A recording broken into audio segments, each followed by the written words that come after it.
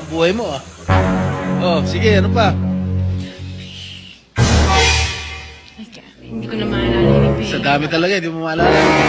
Sino-sino gumagamit ng luxury cars? Kami po. Everyday, siguro, sa pag-aalis kayo ng umaga, Rolls-Royce ang gamit mo. Uwi mo ng tanghali kakain. Pag lalabas kayo, may ibang ka na gamit. Ganun ba yun? Sa dami nyo ng kotse. This is really, for me or for all of us, for all the Filipino people watching, this is unbelievable.